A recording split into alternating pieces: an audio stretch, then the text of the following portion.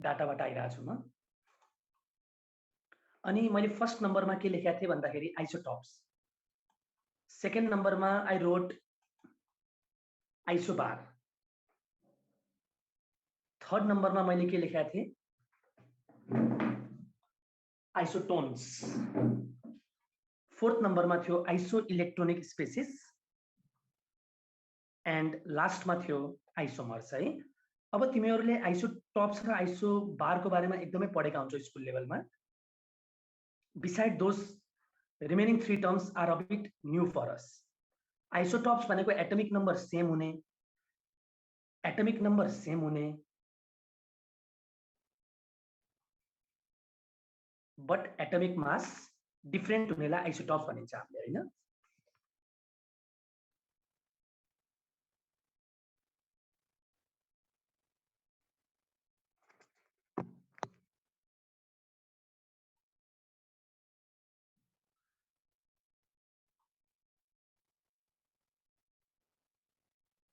मेरो video of नै छ बाबु नानीहरु, किनभने मैले यहाँ चाहिँ मैले भने नि मेरो इन्टरनेट चाहिँ डिस्कनेक्ट भएको थियो अनि मैले मोबाइलबाट डाटा लिएर गर्दाखेरि ल्यापटपमा हटस्पट कनेक्ट हुन सकेन के। त्यही भएर म यहाँ मोबाइलबाट तिमीहरुसँग बोलिरहेको छु। Just I am checking my internet किन आएन भनेर यो।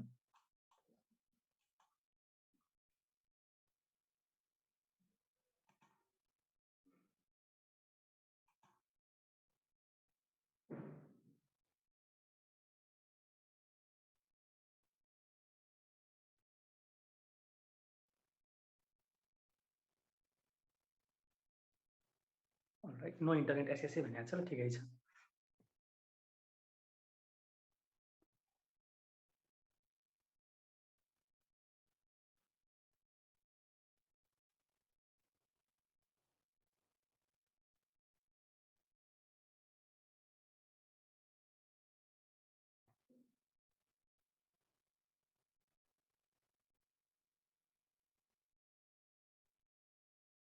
All right, so a bit new experience.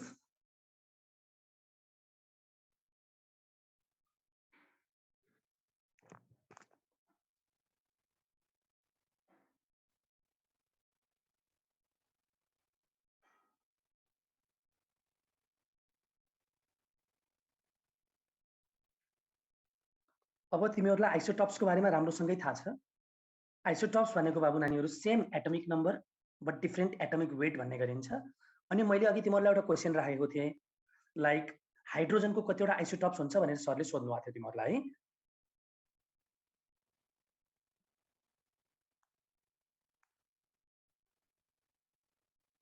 Definitely हाइड्रोजनको केसमा there are 3 isotopes, definitely no doubt. हाइड्रोजनको केसमा देयर आर 3 आइसोटॉप्स है। हाइड्रोजनको केसमा there are 3 isotopes. And do you know the isotopes of hydrogen? Protium, deuterium and tritium. Good. Protium, deuterium and tritium है। तिम्रो हाइड्रोजनको 3टा आइसोटॉप्सहरु हुन्छ, प्रोटियम, ड्यूटेरियम र tritium हुन्छ है। प्रोटियम, ड्यूटेरियम र ट्रिटियम। मैले चाहिँ सिम्पली के लेखे भन्दाखेरि यहाँ पीडीटी भनेर लेखे है। PDT, P stands for protium, D stands for deuterium and T stands for tritium. Protium, deuterium and tritium. बाबु नानीहरु कहिले कहिले इन्ट्रान्स एक्जामिनेसन्सहरुमा यहाँबाट के क्वेशन सोधिदिन सक्छ भन्दाखेरि एकदम ध्यान दिएर सुन्ने है। पक्कै पनि मेरो स्क्रिन त शेयर भएको छ होला, मैले मोबाइलबाट स्क्रिन शेयरिङ गरेर जुन्सको थ्रु पढाइरहेको छु यसैमा है। प्रोटियम, ड्यूटेरियम र ट्रिटियम मध्ये तिमीहरुलाई कहिले कहिले एमसीक्यूहरु के सोधिदिन सकिन्छ भने इन्ट्रान्स एक्जामिनेसन्सहरुमा we can ask you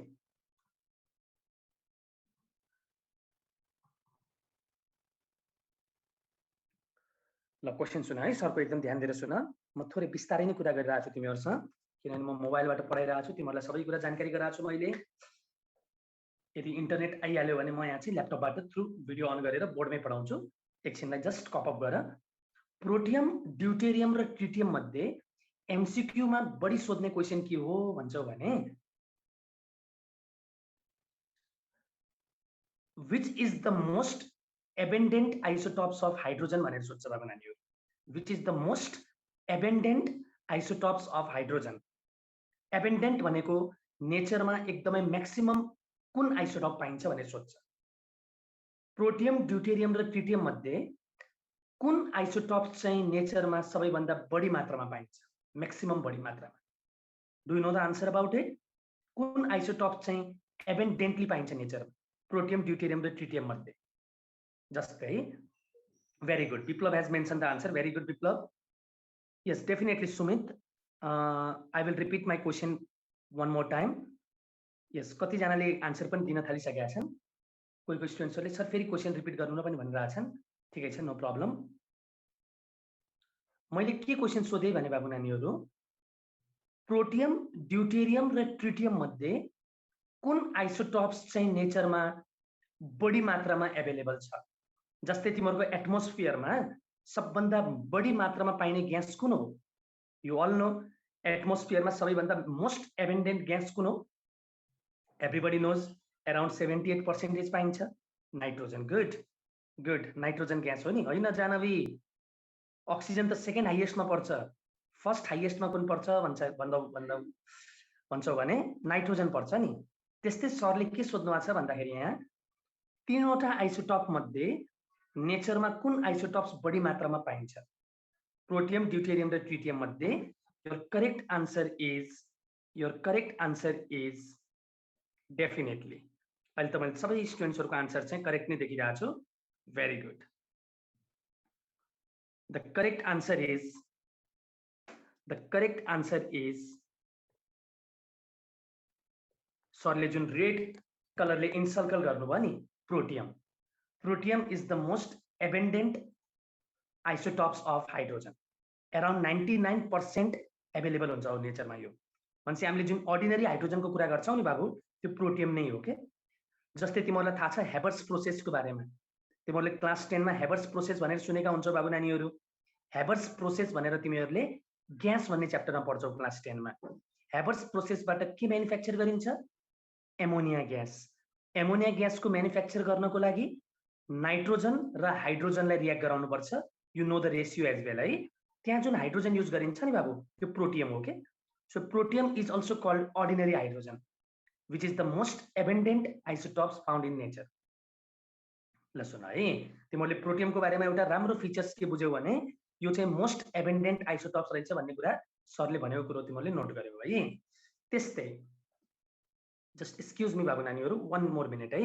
मैले यहाँ फेरि चाहिँ ल्यापटपमै के हुन्छ कि भनेर गरिरहेको छु. मेरो नेट त आएको छैन.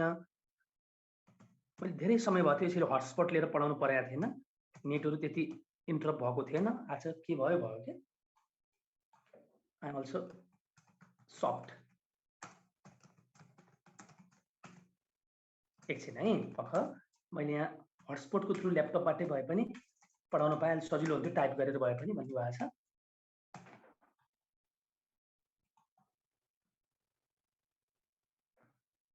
ओके. त्यस्तै तिम्रो प्रोटियम, ड्युटेरियम र ट्रिटियममा प्रोटियम चाहिँ सबभन्दा मोस्ट एबेन्डेन्ट हुन्छ, यो कुरा सरले भन्नुभयो. त्यस्तै कहिले कहिले अर्को एमसीक्यू क्वेशन के सोधिदिन सक्छ भन्दाखेरि बाबु इन्ट्रान्सहरुमा तिमीहरुलाई रेडियो एक्टिभ एलिमेन्ट्स भनेको थाहा छ नि? हो सही कुरा गर्यो. हो कोशिश थापा, डेफिनेटली हिजोबाट. अब अहिले रिसेन्टली यो आजकल चाहिँ के भएको भने थोरै यो पावर कट समस्या एकदमै मेजर छ हाम्रो यो भ्यालीमा अहिले. तैपनि इन्टरनेट डिस्कनेक्ट हुने छैन. आज के भयो. All right. तिमीहरुलाई रेडियो एक्टिभ एलिमेन्ट्स भनेको थाहा छ बाबु? तिमीहरुलाई क्लास 10 मै एनर्जी भन्ने च्याप्टरमा पनि हामीले रेडियो एक्टिभ एलिमेन्ट्स भनेर पढाइन्छ.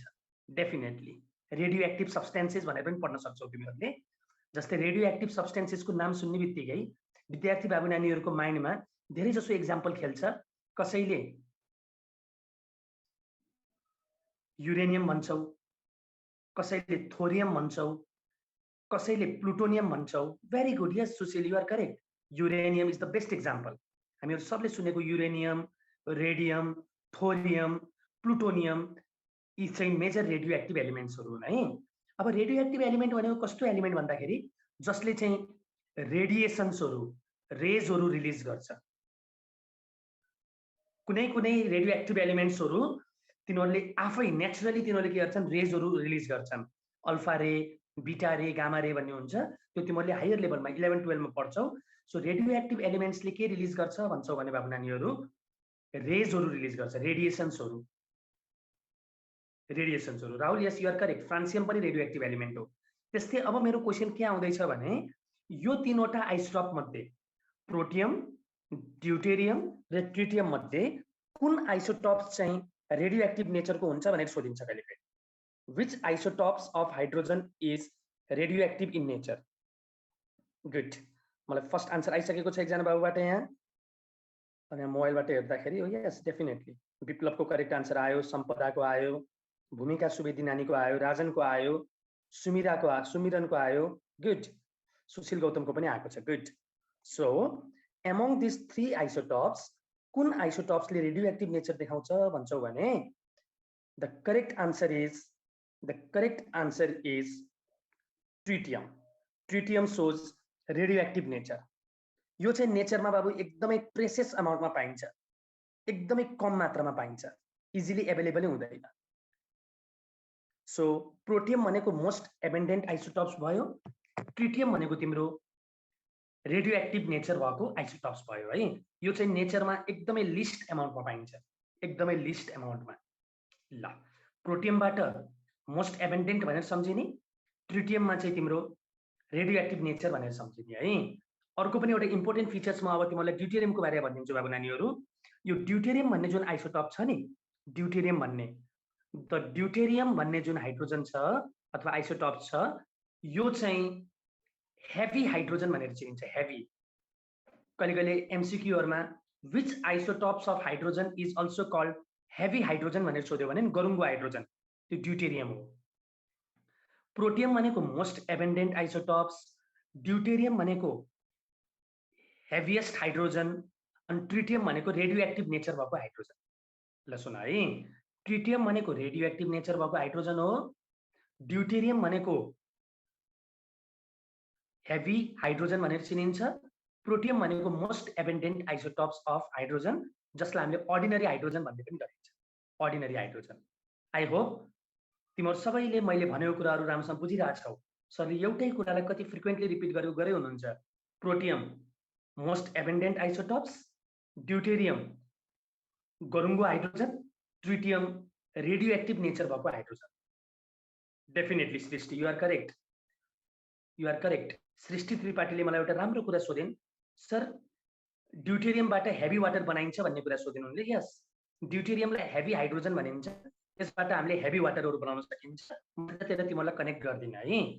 अब मलाई एउटा कुरा के सोध्न मन लागिरहेछ भने बाबु नानीहरूलाई, यहाँ सबै स्टुडेन्ट्सहरूलाई, अहिले जो क्लासमा अहिले प्रेजेन्ट छ हो, प्रोटियम, ड्यूटेरियम र ट्रिटियम मध्ये बाबु नानीहरू, प्रोटियम, ड्यूटेरियम र ट्रिटियम मध्ये सरले सबैको एउटा एउटा क्यारेक्टर भन्नुभयो तिमीहरूलाई। ल भन मलाई, यो तीनटा आइसोटोप्स मध्ये कुन आइसोटोप्स अफ हाइड्रोजनमा न्यूट्रोन हुँदैन? न्यूट्रोन, तिमीहरू सबैलाई थाहा छ एटम भनेको इलेक्ट्रोन, प्रोटोन र न्यूट्रोनबाट बन्छ। प्रोटोन र न्यूट्रोनहरू न्यूक्लियसमा लोकेटेड हुन्छ। यो तीनटा आइसोटोप्स मध्ये एउटा आइसोटोप्समा न्यूट्रोन हुँदैन बाबु। Correct, correct. Many students have mentioned that correct answer. One of the isotopes does not contains neutrons. Neutron zero huncha त्यहाँ. Definitely, the correct answer is definitely the correct answer is the correct answer is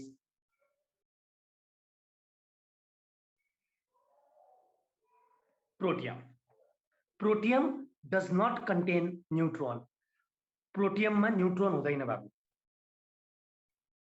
which isotopes of hydrogen does not contain neutron भनेर पनि कहिले कहिले MCQ सोध्न सक्छ।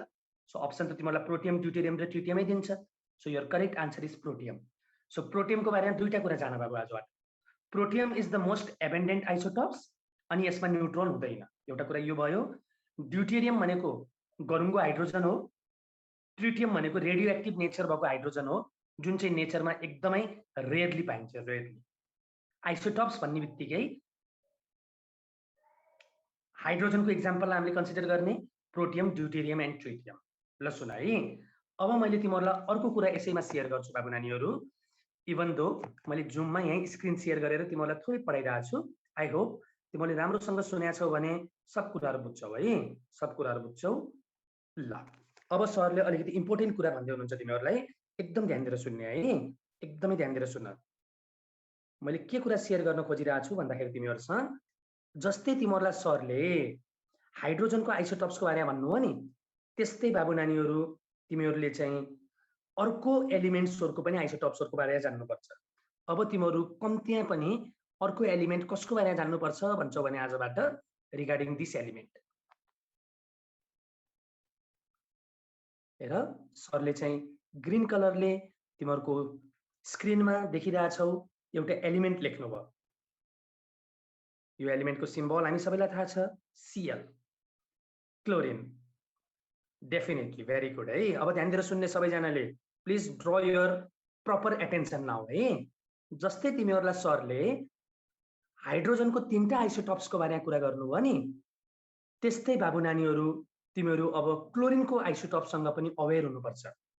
क्लोरिनको पनि आइसोटप्सहरू हुन्छन्। सुनेको थियौ कसैले बाबु यो हाइड्रोजनको जस्तै तिमीहरूको 3टा आइसोटप्स हुन्छ भनेर सरले भन्नुभएको थियो, तिमीले स्कुल लेभलमा नै सुनेको थियौ। त्यस्तै क्लोरिन भन्ने एलिमेन्ट पनि नेचरमा चाहिँ डिफ्रेन्ट फर्म्समा एभाइलेबल हुन्छ।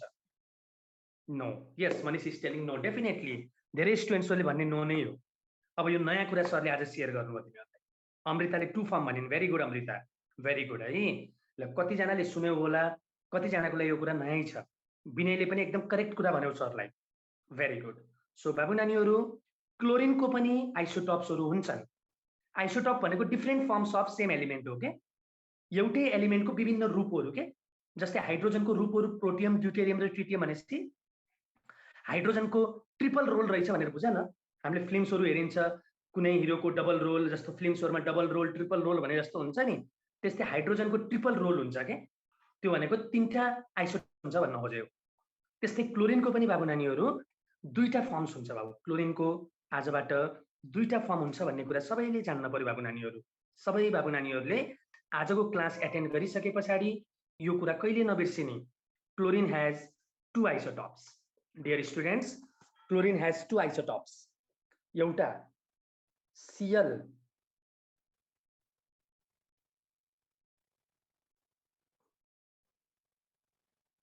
(35) हुन्छ। एउटा जस्तै उता प्रोटियम, ड्युटेरियम, ट्रिटियम भनेर पढिन्छ नि हाइड्रोजनको केसमा, क्लोरिनको केसमा चाहिँ के नामहरू छन् भने आइसोटप्सको, एउटा Cl35 छ, अर्को चाहिँ बाबु नानीहरू Cl37, Cl37, Cl37। So which are the 2 isotopes of chlorine भन्यो भने बाबु नानीहरू क्लोरिन 35 एन्ड क्लोरिन 37। एउटा फर्म अफ क्लोरिन 35 हुन्छ, अर्को फर्म अफ क्लोरिन 37 हुन्छ। Which are the 2 isotopes of chlorine भन्यो भने क्लोरिन 35 एन्ड क्लोरिन 37। बाबु नानीहरू पक्कै पनि तिमीहरूले सरले भनेको कुरा बुझिरहेछौ। क्लोरिनको 2वटा आइसोटप्सहरू हुन्, Cl35 र Cl37। बाबु नानीहरू please let me know through your comments, सरले भन्नुभएको यो कुरा बुझेछौ कि नै? Please let me know. म आज एकदम डिफ्रेन्ट प्याटर्नबाट तिमीहरूसँग क्लासमा छु due to this internet issue. Very good, very good. धेरै समय भयो थियो मैले यसरी जुमको एपबाटै यसरी स्क्रिन सेयरिङ गरेर पढाएको थिइनँ। लगभग 1 वर्ष अगाडि सुरुमा अलिअलि सिकिए थियो। Very good, very good. All are definitely. Prakash Pant बाबुले मलाई एउटा कुरा सोधे, वाट आर देयर नेम्स भन्दाखेरि बाबु जस्तै यिनीहरूको स्पेसिफिक नेम छैन बाबु नानीहरू, यिनीहरूको स्पेसिफिक नेम छैन। यिनीहरूलाई हामीले क्लोरिन 35 र क्लोरिन 37 भनेरै चिन्छौँ। हेर, क्लोरिन 35 र क्लोरिन 37 भनेरै चिन्छौँ। यसको त्यस्तो कुनै स्पेसिफिक नेम हुँदैन। क्लोरिन 35 र क्लोरिन 37 भन्ने नै हुन्छ। क्लोरिन 35 र क्लोरिन 37 भन्ने नै हुन्छ है। यसको त्यस्तो स्पेसिफिक नेमहरू केही छैन।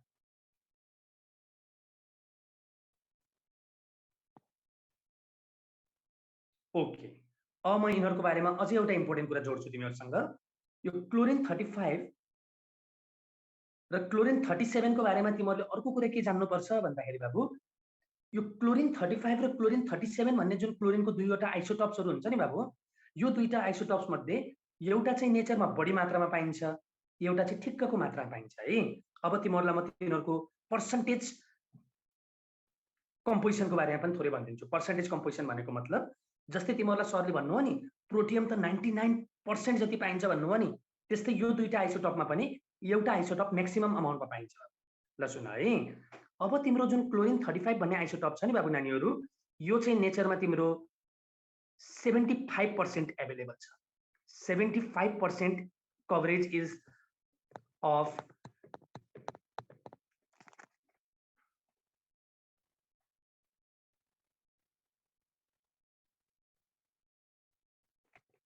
chlorine 35. So you can see which is the most abundant isotopes of chlorine भन्यो भने chlorine 35. त्यस्तै remaining 25% जुन छ नि बाबु, remaining 25% जो चाहिँ तिम्रो chlorine 37 को छ है। सो maximum percentage coverage कसको रहेछ भन्ने कुरा बुझ्यौ तिमीले यहाँबाट, chlorine 35 को रहेछ र सबभन्दा थोरै percentage coverage कसको रहेछ, chlorine 37. Please remember their percentage composition. chlorine 35 75% मा अवेलेबल छ, chlorine 37 only 25% available छ नेचरमा बाबु नानीहरू। Don't forget their percentage composition. chlorine 35 maximum amount मा available छ, chlorine 37 जम्मा 25% available छ। अझै 3:1 को रेशियो भनौं न, 3:1 को रेशियो, एउटा 75% available छ, अर्को 37% available छ। अब सुन अर्को मोस्ट इम्पोर्टेन्ट कुरा, जुन एलिमेन्ट्सहरुको आइसोटप्सहरु हुन्छ नि बाबु नानीहरू, जस्तै हाइड्रोजनको भन्नुभयो सरले, त्यस्तै अहिले क्लोरिनको बारेमा भन्दै हुनुहुन्छ, ती एलिमेन्ट्सहरुको चाहिँ आइसोटप्सहरुले गर्दाखेरि अब तिनीहरूको जुन एटमिक मास हुन्छ नि त्यो हामीले एभरेज गरेर निकाल्नुपर्छ। एभरेज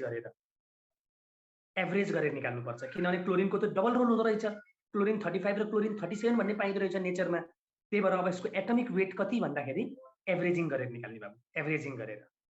अब एभरेजिङ कसरी गर्ने त्यो पनि सिकाउँछु म तिमीहरूलाई। कस्तो एलिमेन्ट्सहरुको एटमिक वेट निकाल्दाखेरि एभरेजिङ गरिन्छ भन्दाखेरि those elements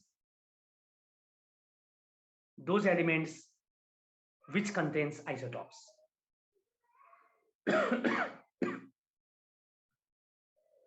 Those elements which contains isotopes. जुन एलिमेन्ट्सहरुको आइसोटप्स हुन्छ ती एलिमेन्ट्सहरुको एटमिक वेट जहिले पनि एभरेजिङ गरेर निकालिन्छ। त्यही भएर क्लोरिनको केसमा, हाइड्रोजनको केसमा हामीले के गर्छौं भने एभरेजिङ गरेर निकाल्नुपर्छ आइसोटप्सहरु भएको केसमा।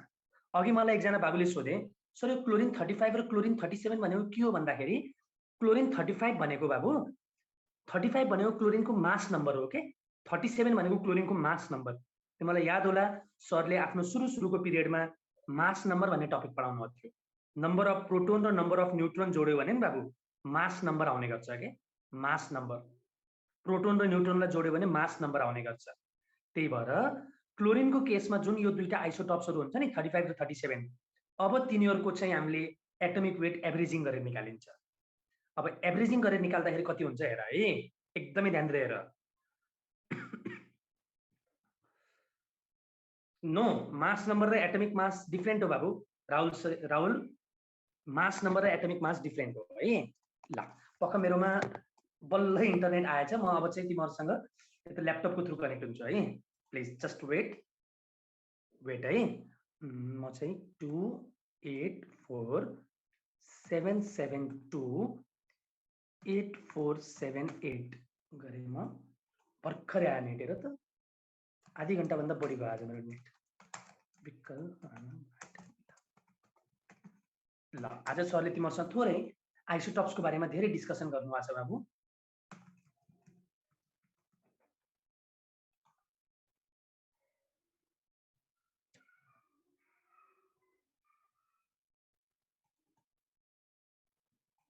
Recording in progress.